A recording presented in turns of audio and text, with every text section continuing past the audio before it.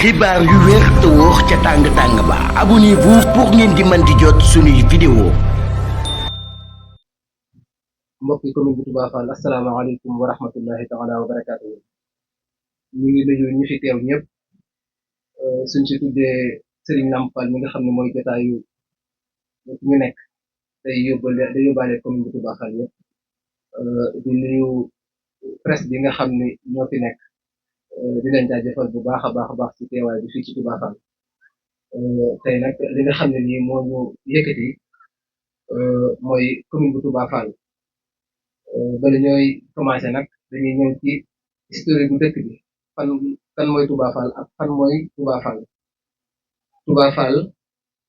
bokk ci 16 communes yi nga xam ne ñoo nekk ci département bu Mbacké nekk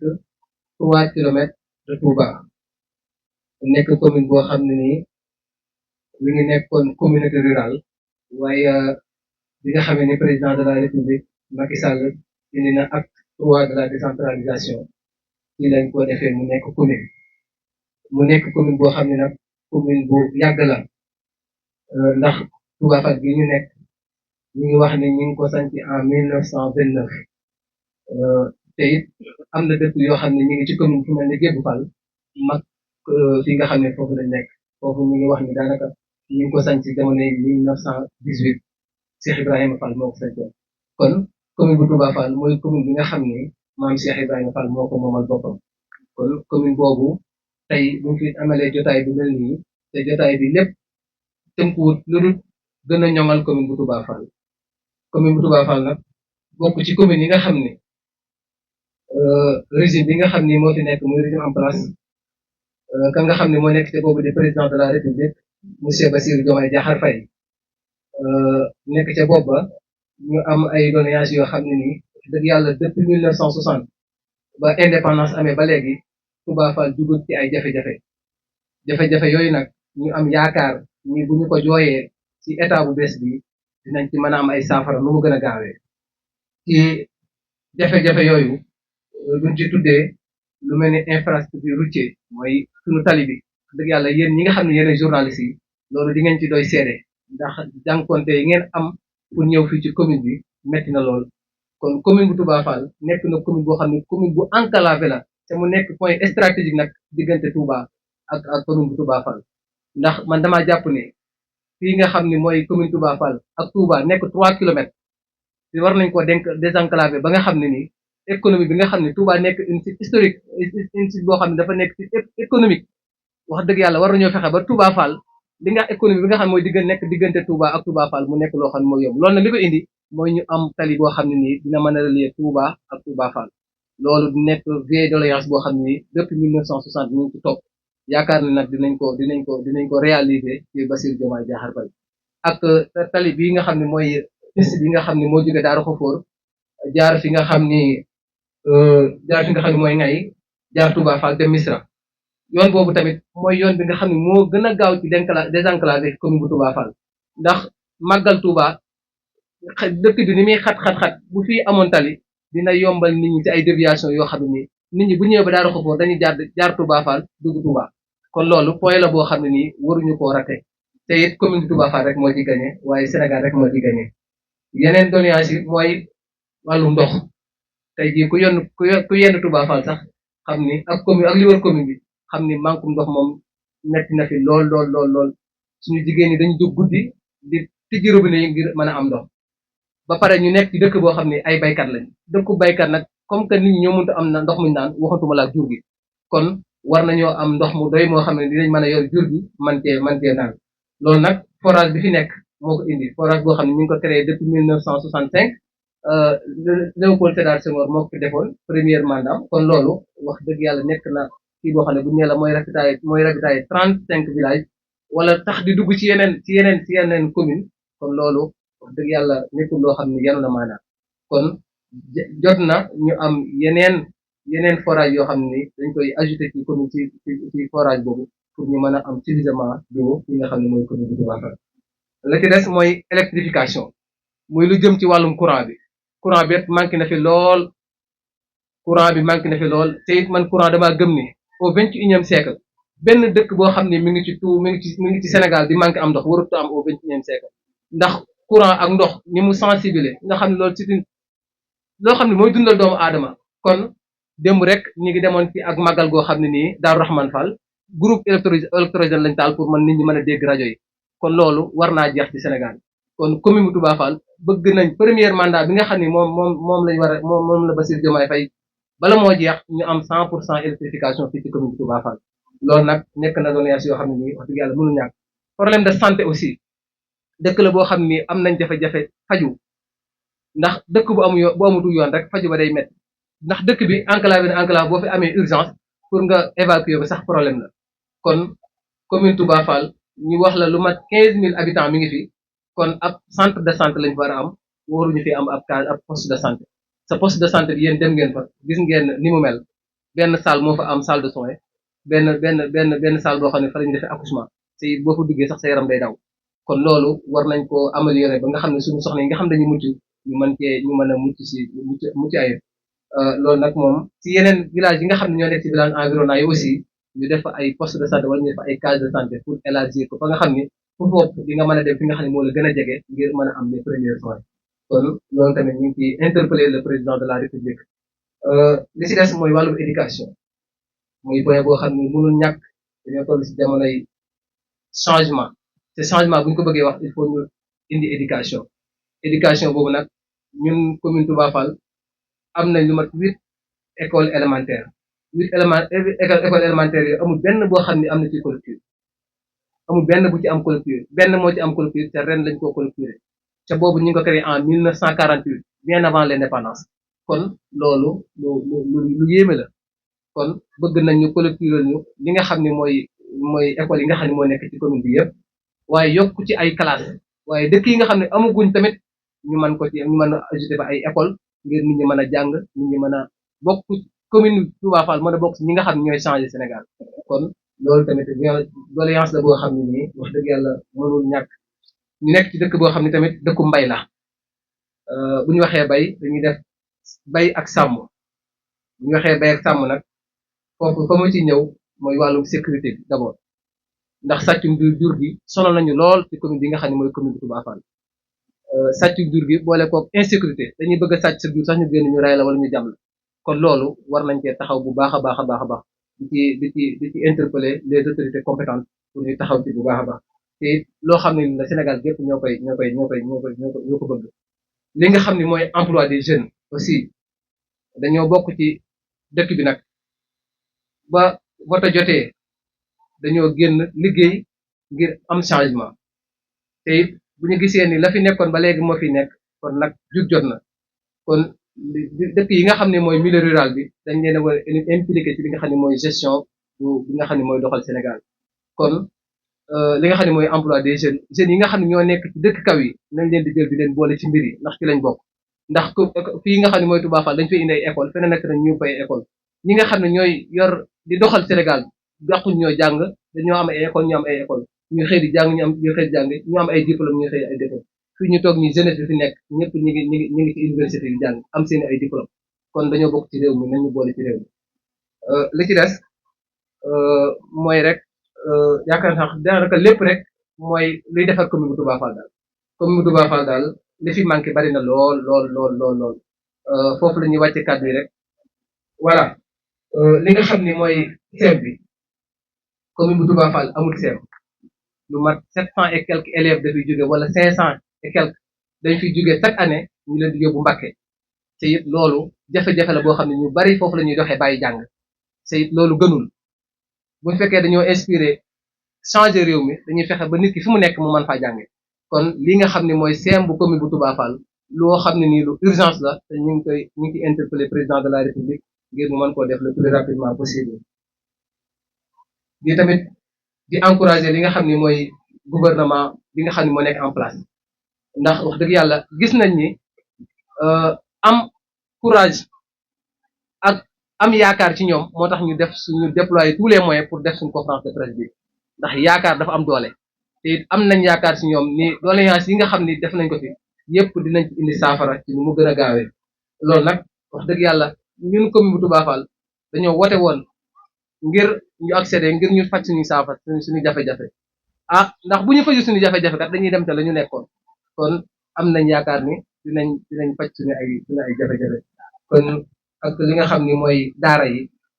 commune bu Touba Fall dafa nekk dëkk boo xam ne nii dafa nekk dëkk alxuraan am fi ay daara yu mag yoo xam ne ni dañu jàngale alxuraan kon fii war nañ fee indi ay daara moderne yoo xam ne dañ koy moderniser ba nga xam ne xale yi dinañ mën a jàng alxuraan mën a jàng français kon foofu la ñu wàcce suñu kàddu di leen sant bu baax di leen gërëm salaamaaleykum wa rahmatulah Baye Galas Diop la Baye Galas Diop coordonnateur Pastef commune Touba Fall. Voilà, bonsoir tout le monde. Je me nomme Mbaye Ndiaye, je suis le président du conseil local de la jeunesse de Ndam, autrement dit le président du conseil d'arrondissement de la jeunesse de Ndam. Voilà, nous sommes venus aujourd'hui pour tenir ce point de presse pour au moins apporter quelques doléances vis-à-vis de notre chère commune qui est la commune de Touba Fall.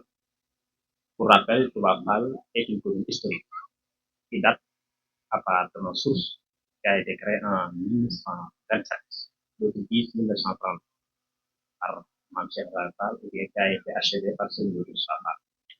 C'est une commune aussi qui n'est pas trop loin de Touba, mais aussi qui est une commune du point de vue géographique qui englobe au moins 15 000 habitants vivent dans cette commune, entourée par 36 villages, dont 27 hameaux. Aujourd'hui, nous sommes là pour au moins revendiquer, ou bien demander, ou bien faire un rappel à travers l'État quelques doléances dont notre seule commune en a besoin. Je rappelle que nous ne sommes pas là aujourd'hui pour faire une manifestation ou bien pour faire un mouvement d'humeur. Mais nous sommes là aujourd'hui pour au moins faire un rappel par le biais de l'État à travers notre commune. Parce que nous sommes dans une commune au moins qui a daté depuis très longtemps, mais aussi qui a besoin de quelques infrastructures qui mènent vers un développement à long terme. D'abord, en premier lieu, la commune de Touba Fall, si vous quittez Touba pour venir à Touba Fall, la route coutumière, ça pose problème. Donc, le goudronnage de la route entre Touba Fall et Touba, c'est une vieille doléance que nous devons revendiquer pendant des années et des années. La distance entre Touba, ou bien le rond-point de Touba, Janatou et Touba Fall, ça fait au moins 6 km. Et nous demandons également à l'État que cette route soit coutumière, pour qu'au moins les populations peuvent se sentir normales ou bien se sentent en l'aise pour le déplacement en allant retour dans les moments où ils se sentent très bien. En d'autres termes également, dans le domaine de la santé, la commune de Touba Fall ne dispose qu'un seul poste de santé. Il y a même des cas de santé, au moins 3, mais des cas de santé aussi qui méritent d'être équipés. Parce qu'un cas de santé qui ne dispose pas d'un dépôt pharmaceutique, ça pose problème. Un cas de santé également qui n'a pas un personnel assez satisfaisant pour assister les populations, ça pose un problème. Donc nous demandons à l'État que notre poste de santé soit érigé en centre de santé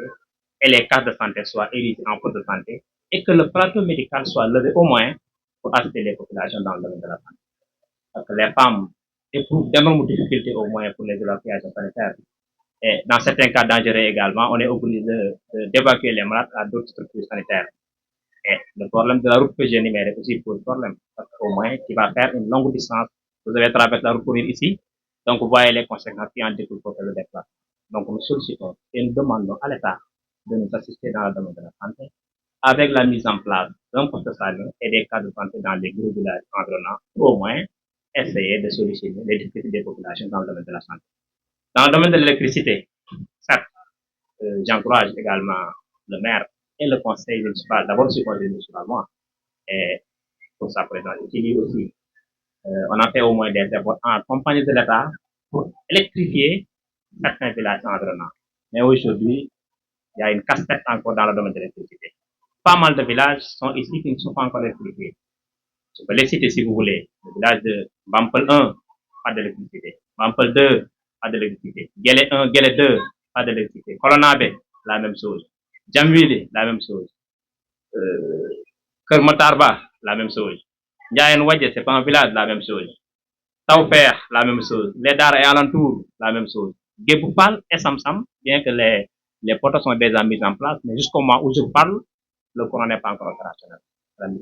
Donc, je constate que, et je rappelle que Géboupal est un village historique qui est plus âgé que Touba Fall où nous sommes aujourd'hui. En principe, la capitale devrait être là-bas. Donc, cette localité Et d'ailleurs, chaque année également, il organise un grand magal qui regroupe au moins des milliers de fidèles qui sont là-bas pour célébrer le Magal. Au moment où je vous parle, cette occasion n'a pas de respect. Ça, c'est un appel. Dans le domaine de l'éducation,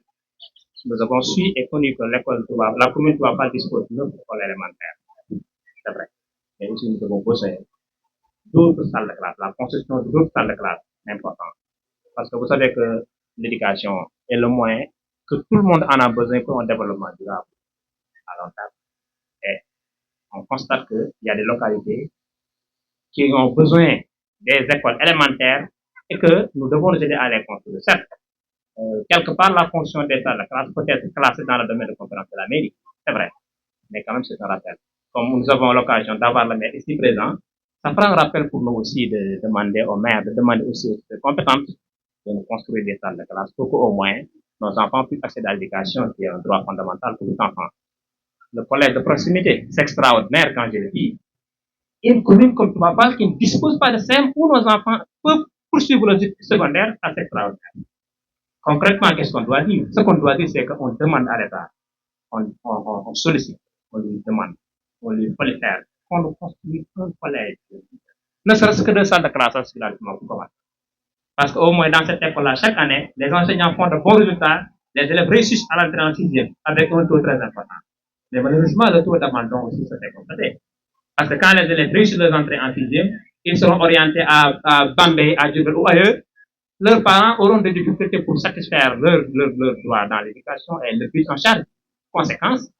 les enfants abandonnent et retournent au village également pour déambuler dans le vie sans rien faire.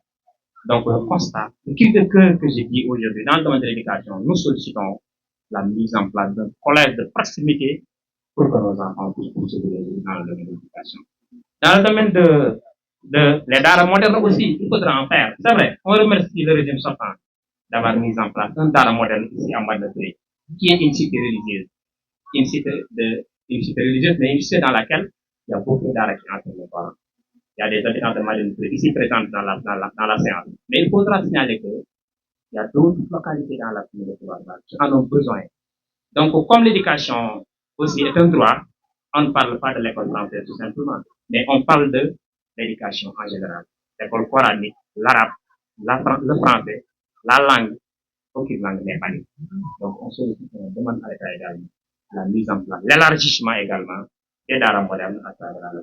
Mais aussi, toujours dans le domaine de l'éducation, je parle de la case des tout-petits. La commune de Touba ne dispose aucune infrastructure dans le domaine de la case. Aucune génie, aucune. Il n'y en a pas.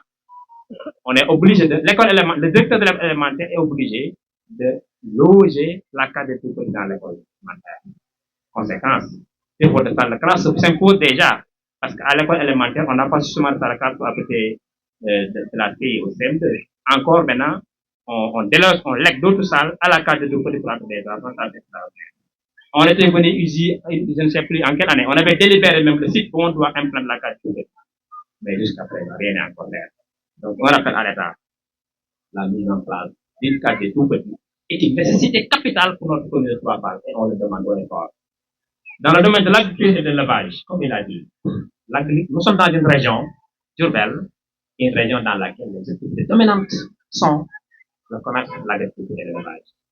Particulièrement dans notre commune Touba, c'est l'agriculture et l'élevage qui sont les domaines pratiquement les plus pratiqués, les plus dans cette localité. Mais malheureusement, les éleveurs aussi ont des problèmes dans le domaine de la prise en charge de leur bétail, mais aussi dans le domaine du traitement de leur bétail. Donc, je veux dire, en tout cas, des dépôts de pharmacie, de vétérinaires doivent être mis en place également pour atteindre les éleveurs. Mais aussi, dans le domaine de l'alimentation, de l'aliment de bétail également, nous sollicitons à l'État de venir en aide les éleveurs pour l'alimentation en bétail des animaux. Dans le domaine de l'agriculture également, on salue les efforts de l'État, parce que cette année-ci, on a vu que l'État a au moins fait des efforts pour au moins essayer de subventionner la qualité de la semence dans la qualité et la quantité, c'est important, mais également nous tendons et nous lançons un appel pour que cette offre également se multiplie davantage. Parce que la commune doit être une commune qui se prolifie, la population augmente de jour en jour. Donc on a besoin aussi de l'État bien en aide aux populations. Donc avec surtout dans le domaine de l'octroi des matériels agricoles. Parce que le matériel agricole peut permettre également aux populations en agriculture également de pouvoir bien mener le en même temps, on nous parle dans le domaine de l'emploi des jeunes. J'avoue que, en tout cas, moi, j'avoue, dans cette commune-là, je n'ai vu, et je ne connais aucun jeune dans cette commune employé directement, indirectement par l'État du Sénégal, depuis notre équipe. Aucune nomination aussi dans cette chère commune n'a jamais été vue. Pourtant, j'avoue que j'en suis sûr et certain qu'il y a des compétences avérées qui sont là, de haut niveau même. Il y a des enseignants, il y a des professeurs, il y a des cadres, il y a des chefs religieux, il y a des gens, pas de chargés de mission, pas de DG, pas de ministre, etc. Donc, ça, c'est pas une revendication, une revendication, mais c'est une demande qu'on lance, qu'on appelle à ça. Je vous rappelle que, il y a certains problèmes, beaucoup de problèmes que j'énumère ici aujourd'hui, pouvaient s'atténuer quand il y avait au moins un ministre, ou bien un DG, ou bien au moins une chargée de mission, ou bien un député à l'Assemblée nationale, qui peut aller à l'hémicycle, revendiquer les difficultés sociales. Malheureusement, on en a pas. Donc, on demande à l'État du Sénégal de venir en aide, mais aussi de faire rappel sur cette commune historique, qui est une commune de toutes les chefs religieux. Une commune dans laquelle, à la famille de Mme Cheikh Ibrahim Fall ici présent, une famille dans laquelle il y a la famille de Serigne Cheikh Touré, une commune dans laquelle il y a la famille de Serigne Mababou et de Santon qui sont présents. Une famille dans laquelle nous avons également la présence de Cheikh Net, Sow de Tigan qui sont. Une famille dans laquelle la famille de Serigne Mondial est présente, etc., etc. Je peux en la liste est loin d'être exhaustive. Et chacune d'entre eux, pour cette famille que j'ai choisie, peut-être chef de l'État, premier ministre ou d'être extrait. Donc, qu'est-ce qui nous manque? C'est quoi? C'est peut-être un rappel historique de l'État. Pour dire que la majeure partie d'entre nous sont des Baïfals. D'habitude, les Baïfals n'ont pas l'habitude de faire des revendications à travers les médias et autres. Raison pour laquelle souvent on pense qu'on n'est pas compétent. Pourtant si, on l'est, jusque on est un peu contrainté par la croyance, en quelque part, mais aussi par la conviction du civisme et la famille. Tout en sachant que, peut-être, avec les travaux infinis que nos grands ancêtres ont fait dans cette localité, un jour viendra, j'espère que les résultats seront récoltés. En d'autres termes, je crois que s'il n'y a pas d'autres points à énumérer, c'était tout pour ça. Je devais commencer également par remercier tous les chefs d'État ici présents, par le biais de M. Baïtal Ndiaye, qui est le président de l'association des chefs d'État, mais aussi les chefs de religion ici présents, le président Mpal, le président de Kausara, ainsi que toute la présidence de la mais aussi, M. le maire, je l'avais dit, sa présence ici n'était pas évident, mais il a aussi contribué aussi pour la réussite de cet événement. Ça, il faut le dire. Accompagné d'une forte délégation et des conseils municipaux ici présents. Mais aussi, les organisateurs de cette rencontre. Je ne vais pas les citer tout le monde, mais je sais que on a payé corps et âme, avec des levées de fonds, avec une décarcasse des moyens de bord pour la réussite de cet événement. Donc, les organisateurs, vraiment, on remercie infiniment. La presse, vous aussi, on vous remercie, vous êtes infatigable. Parce que vous avez fait corps et âme pour se déplacer, pour venir ici à couvrir cet événement avec les moyens de bord. On ne nous a pas payé, mais juste que vous savez que l'utilité de l'information que vous allez transférer ici est importante pour nous tous. Donc, je remercie toute la communauté locale, je remercie toute la population, je remercie les chefs de l'État, je remercie la presse, je remercie la jeunesse, je remercie tout le monde, je remercie aussi les groupements de femmes ici présents qui se sont tous mobilisés depuis ce matin pour la réussite de cet événement. Nous vous remercions en disant vive la communauté locale, vive le Sénégal. Vive le Sénégal. Nekk ci département boo xam ne département Mbacké la nekk ci benn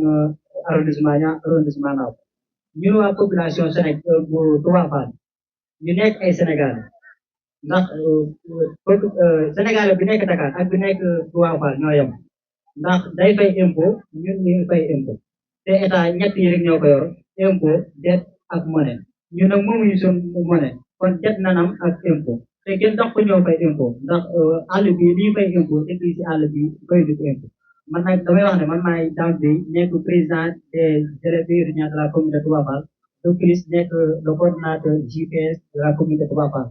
di ñëw si wàllum éducation di wax ne commune Touba Fall bi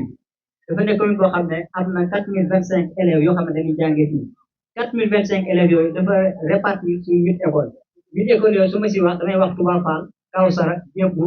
Touba Yoli Darou Fall Mbampel Beto ak benn école bi ñuy wax naan Daara modèle di Mat de Touré di wax ne chaque examen entrée en sixième daaw rek commune Touba Fall am na 225 élèves yoo xam ne fii nañ defee seen CFEE te su amee suñu CFA dañuy dem Mbàkke dem jàng te bu ñu demee 2 ans ou 3 ans ñoom ñëpp dañuy bàyyiwaat ñëw jàng fii loolu nag benn cause rek la am muy ñàkk ab système de proximité boo xam ne daal mën a toog fii jàng fii ba am suñu dërëm war a mën a génn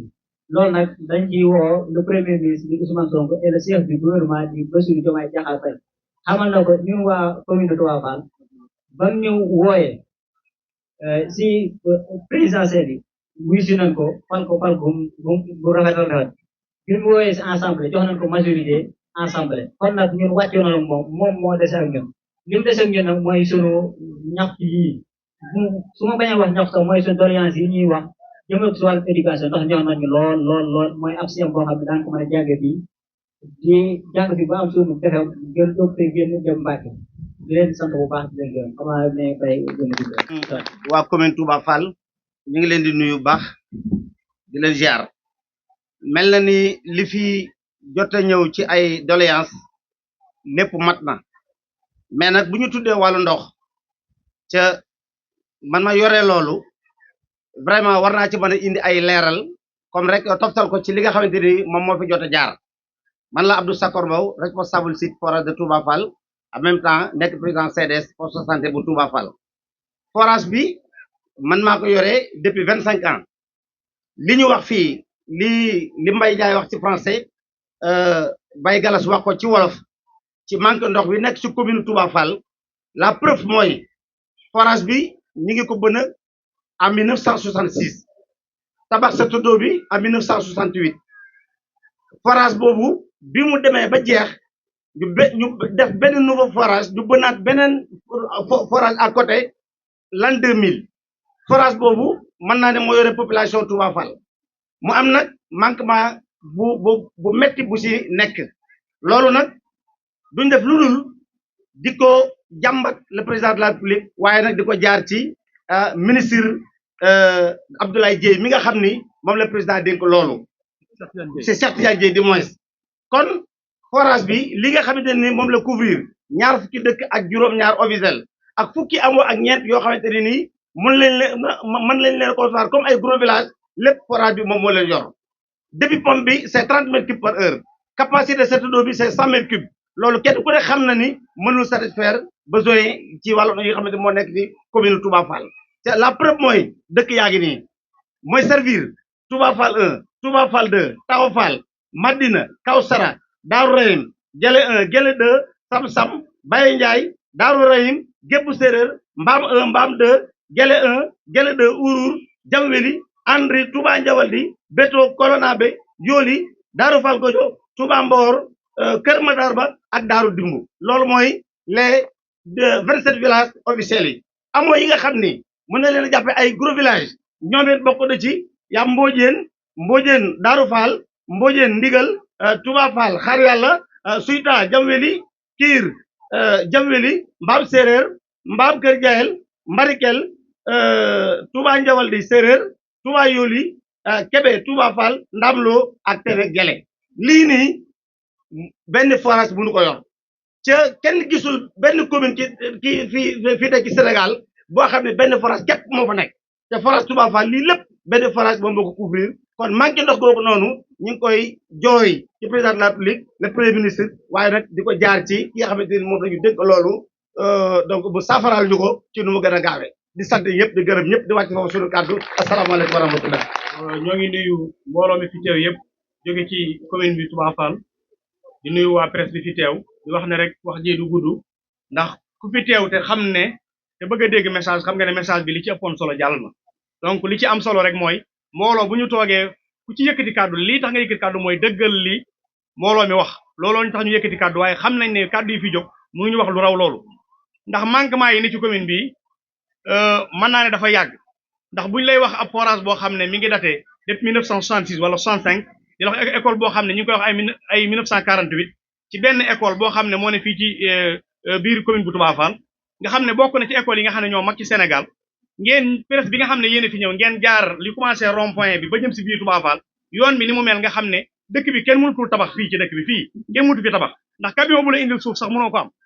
camion yëpp ci yoon bi la ñuy foncé boo jógee commune bi war a ñëw fii boo demee ci rond point bi taxaw war a jëm Touba Fall fii mënoo am loo dugg taxi boo jël day bañ ndax yoon bi dafa diis amuñu yoon bu baax amuñu hôpital yu baax école yu doyuñ loolu nag boo gisee ñu di ko wax waxuñ ko ndax teg ko gouvernement bi fi nekk ndax gouvernement bi ñun ñoo leen fi teg ñun ñoo xeex ak ñoom ñoo doon manifester ñoo doon daj lu nekk ci Sénégal ba yàlla may ñu ndam ci élection yi jàll commune bi ñun ñoo ko gagné ci élection présidentielle yi législative yi ñun ñoo ko gagné ci commune bi léegi nag li jot mooy dañ naan kon kat bu ñuy xeex dara ba jot ko jot na nag ñun ñu jël suñu wàll du lu ñuy séddoo waaye li ñu yëpp bokk ñëpp jot ci loolu la ñu président woowoon kon ci loolu lañ bëgg mu wuy suñu si mooy lan li munta ñàkk mu defal ñu ko muy forage boo xam ne mooy couvrir 35 villages kenn musu ko ci Sénégal kenn musu ko gis boo demoon tey dëkk yu mel ni Jolof wala feneen village lu mu la gën a jege benn forage dafay nekk commune Touba Fall ñu ne la benn forage fi nekk di couvrir 32 villages wala 35 loolu kenn musu koo gis te loolu du yoon donc ndox moom mooy nit ndox moom mooy àdduna bu ñu amul ndox mu ñu bay it ñu am ndox mu ñu naan dëkk bee ma dëkk di Njaawal di bokk ci commune Touba Fall forage bii ñuy lim nii indiwu fa ndox parce que mënu faa yegg si donc nañu xam ne manquement yi fii bari na dafa fekk ne nga yor ay gone ñuy jàng suñu jàngee ba am entrée en sixième nga buub leen ñu dem Mbàkke sa doom sa contrôle duutu am ci moom mënutoo ko contrôler parce que xale boo xam ne da nga ko doon contrôler muy jàng di jàng ba am entrée dem xamatoo ci lu mu nekk ndax lan amoo CM bu mu jàngee lycée moom waxaale wuñ ko ndax ku amul CM doo am lycée hôpital bu ñu mën fii boo waree fii tey fu mel ni Njaawal di wala dëkk yi gën a jege Touba ñëpp jàllatu la ñuy fajoo genn wàll gépp parce que fii plateau médical bi fi nekk baaxul parce que ab poste de santé la wala ma ne poste de santé nag dafa tuuti ci commune bu Touba Fall ak lim fi nekk ci population ak li fi ne ci ay village kon manquement yi daanaka wax nañu lépp dafa fekkoon ne mënu maa ñàkk ñëw résumé ko maa ngi tudd Cheikh Fall dëkk Touba Njaawal di bëkk ci commune Touba Fall bii nekk militant Pastef di sympathisant xeex lu ne nag ak ñëpp waa Touba Fall gépp ndax dañoo xeex ba comme ni ma ko waxoon sànq dañoo xeex ba am ndam ci présidentielle xeex ba am ndam ci législative yi nañ ñu jox nañ ñu delloo nañ ñu gestu nañ jël jeunesse bi fi nekk jox leen ñu liggéey ay compétence bi ñu jàngañ fi nañ leen jox ñu liggéey finance jigéen ñi nga xam ne defal nañ leen formation par nañ leen finance ñu am lu ñu liggéey loolu rek lañ leen ko wax jërë ngeen jëf. xibaar yu wér te wóor ca tàng tàng ba abonnez-vous pour ngeen di mën di jot suñuy vidéo